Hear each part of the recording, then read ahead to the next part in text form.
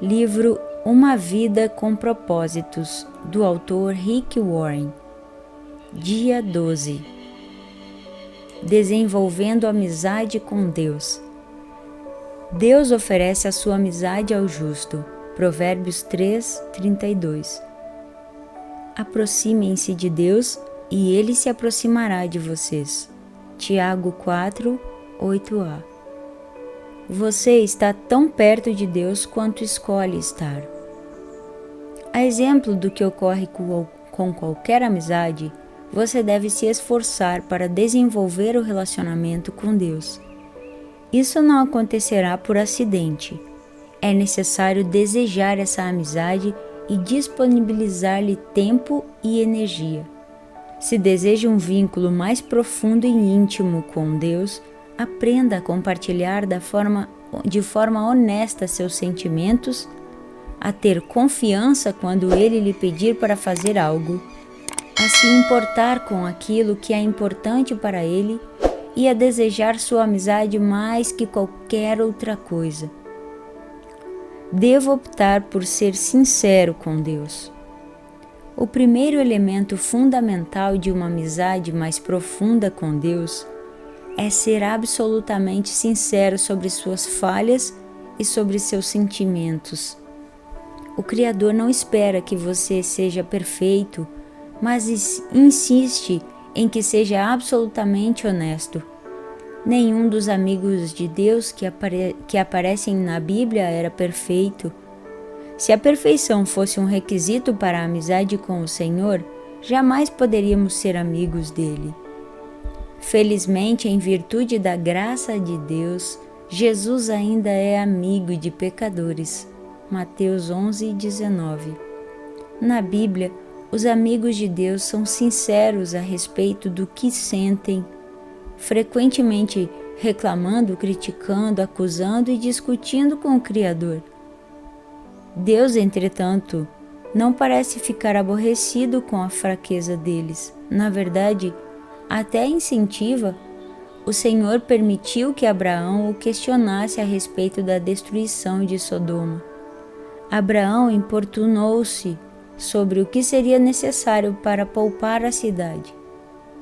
Abraão importunou-o sobre o que seria necessário para poupar a cidade, negociando o número de 50 a 10 pessoas justas.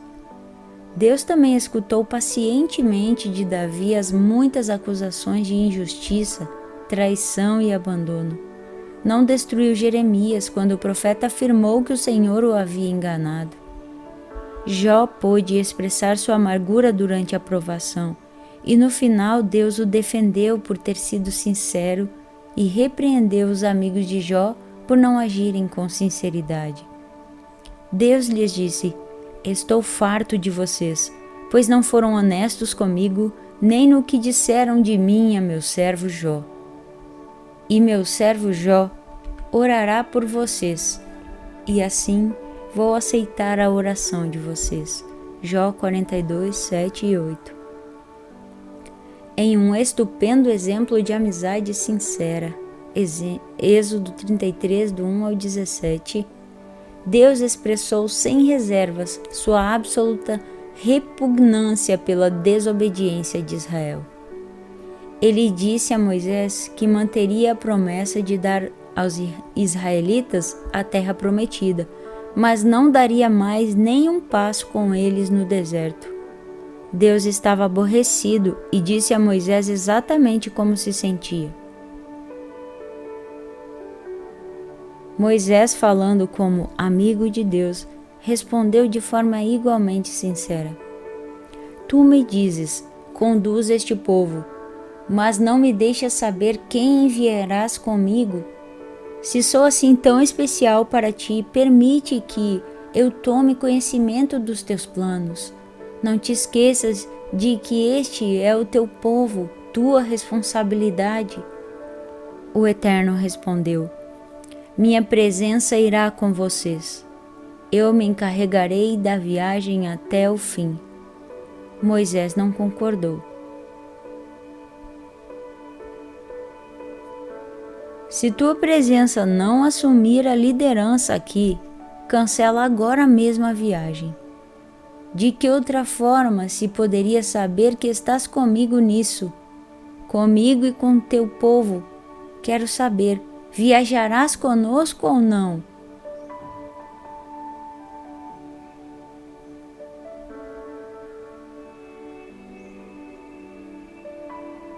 De que outra forma saberemos que somos especiais, eu e teu povo, entre todos os outros povos da terra? O Eterno respondeu a Moisés: Está bem, será como você disse. Eu também farei isso, pois conheço você muito bem e você é especial para mim. Eu conheço você pelo nome. Êxodo 33, 12 ao 17. Poderia Deus lidar com esse tipo de fraqueza se ela partisse de você? Sem dúvida, a verdadeira amizade é edificada sobre a transparência. O que pode parecer audácia, Deus vê como sinceridade. Deus escuta as palavras exaltadas de seus amigos. O que o aborrece são os clichês, aquelas frases previsíveis, permeadas de religiosidade. Para ser amigo de Deus, você deve ser sincero com Ele e dividir seus verdadeiros sentimentos, não o que você pensa que deve sentir ou dizer. Quem sabe você precise confessar alguma raiva ou ressentimento oculto em relação a Deus em certas áreas de sua vida. Mas quais você se sentiu enganado nas quais você se sentiu enganado ou decepcionado? Até que tenhamos amadurecido o suficiente para compreender que o Senhor usa todas as coisas para o nosso bem. Abrigamos ressentimentos em relação a Ele por causa da nossa aparência, formação, orações não respondidas, mágoas do passado e outras coisas que mudaríamos se fôssemos Deus. As pessoas frequentemente o culpam por mágoas causadas por outras pessoas. Isso resulta no que William Bucks chama seu rompimento oculto com Deus. A amargura é a maior de todas as barreiras para a amizade com Deus. Por que eu iria querer ser amigo de Deus se Ele permitiu isso? O antídoto é claro, é perceber que o Senhor sempre age em nosso benefício, mesmo quando sofremos e não conseguimos entender o que está acontecendo. Livrar-se dos ressentimentos e revelar o que sentimos, porém, são os primeiros passos para a cura. A exemplo do que faziam os amigos de Deus na Bíblia, diga a Ele exatamente como você se sente. Reflita a respeito de Jó, em Jó 7, do 17 ao 21. Asaf, em Salmos 73, 13. Jeremias, em Jeremias 27. E Noemi, em Ruth 1, 20. Para nos instruir em uma honestidade sincera, Deus nos deu o livro de Salmos, um manual de adoração, repleto de linguagem impetuosa, fúria, dúvidas, medos, ressentimentos e sofrimentos intensos, combinados com ação de graças, louvores e declarações de fé. Todas as emoções possíveis estão catalogadas em Salmos.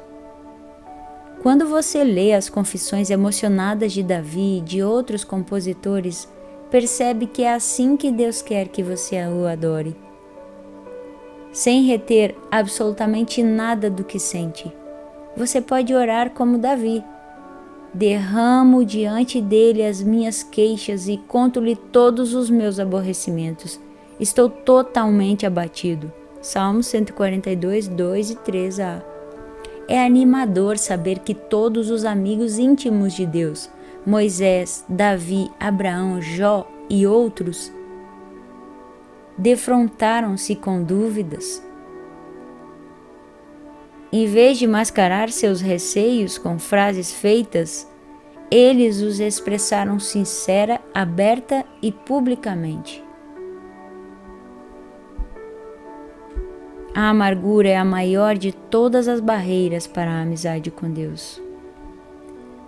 Exprimir as dúvidas pode ser o primeiro passo em direção ao nível seguinte de intimidade com Deus. Devo optar por obedecer a Deus pela fé. Todas as vezes que você confia na sabedoria de Deus e faz tudo o que Ele diz, mesmo sem compreender, sua amizade com Ele se aprofunda. Normalmente não consideramos a obediência uma característica da amizade. Ela parece mais adequada ao relacionamento com os pais, com o chefe ou com algum superior imediato, mas nunca com um amigo. Jesus, no entanto, deixou claro que a obediência é uma condição para se obter intimidade com Deus. Ele disse: "Vocês serão meus amigos se fizerem o que eu ordeno." João 15:14. No capítulo anterior, assinalei que a palavra usada por Jesus quando nos chamou amigos podia se referir aos amigos do rei numa corte real. Embora esses companheiros íntimos usufruam privilégios especiais, eles também estão sujeitos ao rei e têm de obedecer às suas ordens. Somos amigos de Deus, mas não somos seus iguais. Ele é nosso amado líder e o seguimos. Obedecemos a Deus não por obrigação, medo ou imposição, mas porque o amamos e confiamos que Ele sabe o que é melhor para nós. Queremos seguir a Cristo por gratidão a tudo o que Ele fez por nós, e quanto mais de perto o seguimos, mais intensa nossa amizade se torna. Os não cristãos, em geral, pensam que os cristãos obedecem por obrigação, culpa ou medo de serem punidos, mas a realidade é o oposto. Fomos perdoados e libertos, então obedecemos por amor, e nossa obediência nos traz grande alegria. Jesus disse: "Como o Pai me amou, assim eu os amei. Permaneçam no meu amor. Se vocês obedecerem aos meus mandamentos, permanecerão no meu amor, assim como tenho obedecido aos mandamentos de meu Pai, e em seu amor permaneço. Tenho dito estas palavras para que a minha alegria esteja em vocês, e a alegria de vocês seja completa." João 15, do 9 ao 11. Observe que Jesus espera de nós o mesmo comportamento que Ele tem com o Pai, que é o modelo para nosso relacionamento com o Filho. Foi por amor que Jesus realizou tudo o que o Pai lhe pediu. A verdadeira amizade não é passiva, é atuante. Quando Jesus nos pede que amemos o próximo, ajudemos os necessitados, dividamos nossos recursos, conservemos nossa vida irrepreensível, perdoemos e levemos outras pessoas a Ele, o amor estimula-nos a obedecer imediatamente.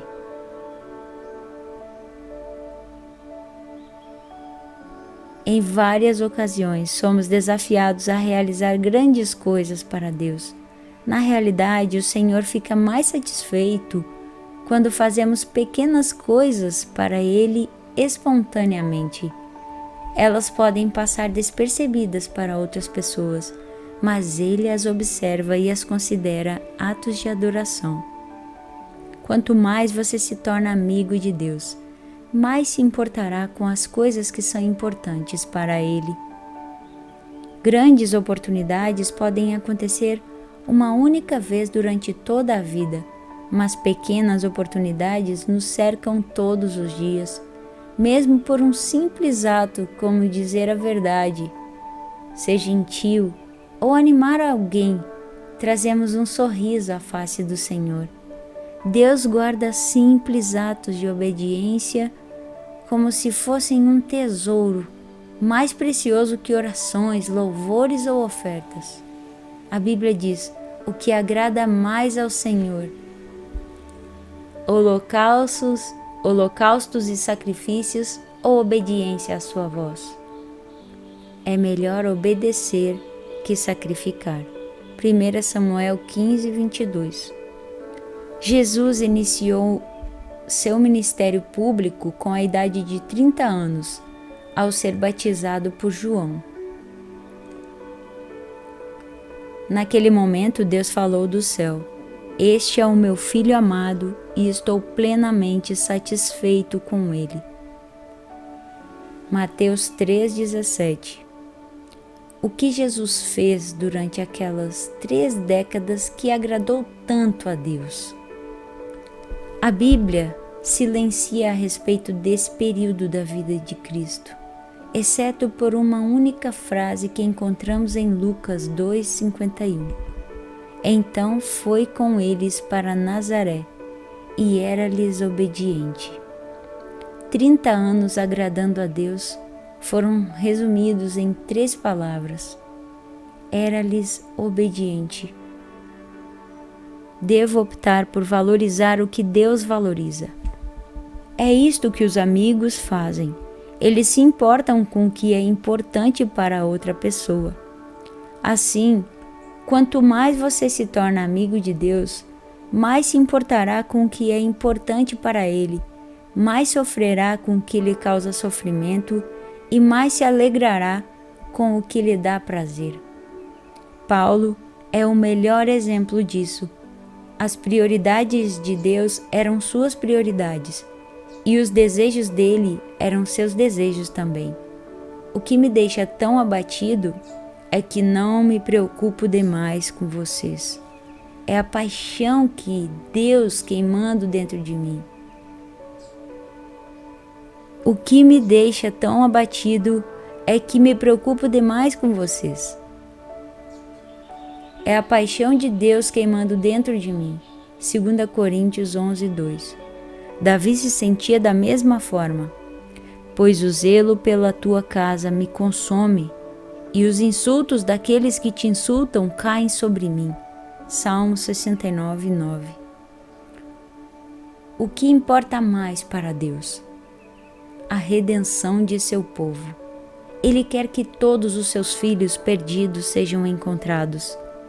Esse é o único motivo pelo qual Jesus veio a este mundo. A coisa mais preciosa ao coração de Deus é a morte de seu filho. A segunda coisa mais preciosa é quando seus filhos comunicam essa boa nova a outras pessoas.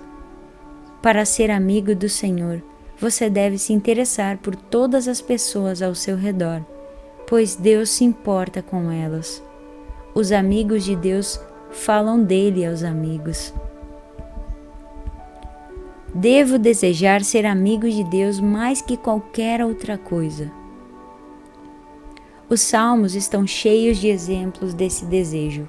Davi desejou apaixonadamente conhecer a Deus, expressando-se com palavras como anelo, anseio, sede e fome.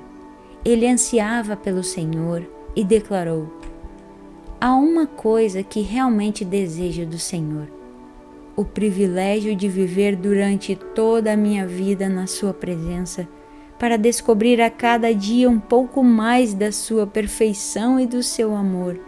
Salmos 27:4. Em outro salmo ele diz: o teu amor para mim vale mais que a vida.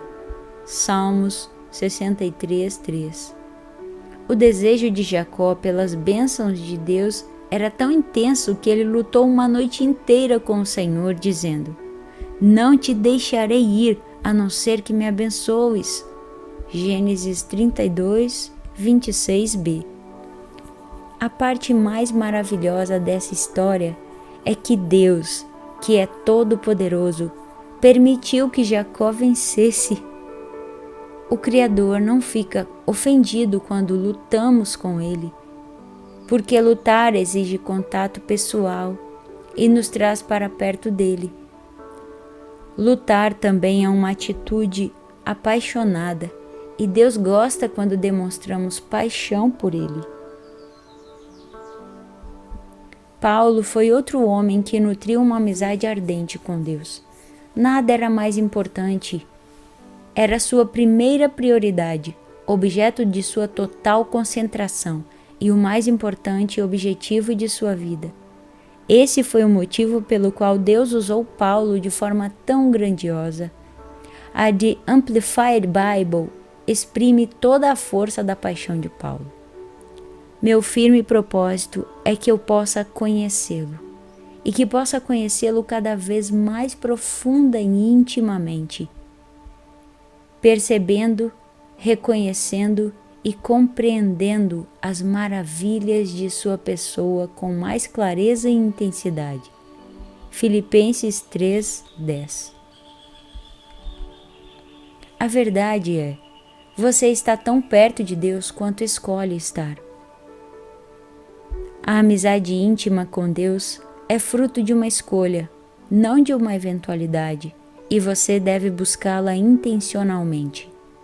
Você realmente a deseja mais que qualquer coisa?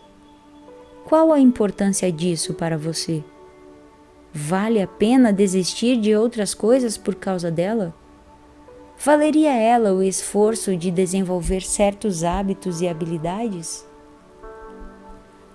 Talvez você tenha sido apaixonado por Deus no passado, mas perdeu aquele desejo. Esse foi o problema dos cristãos de Éfeso. Haviam perdido o primeiro amor. Faziam todas as coisas corretamente, mas por obrigação, não por amor. Se você está passando por alguma instabilidade espiritual, não se surpreenda quando Deus permite que você sofra. O sofrimento é o combustível da paixão. Ele gera energia com tal intensidade que transforma o que normalmente não possuímos. Assim disse C.S. Lewis. O sofrimento é o megafone de Deus. É a forma de Deus nos sacudir da letargia espiritual. Os nossos problemas não são uma punição, mas apelos de um Deus amoroso para nos despertar. O Senhor não está irritado com você, está irritado por você, e fará o que for necessário para trazê-lo de volta à comunhão com Ele. Há, porém, um meio mais fácil de reacender a paixão por Deus. Comece a pedir que Ele lhe dê essa paixão e continue pedindo até que a receba.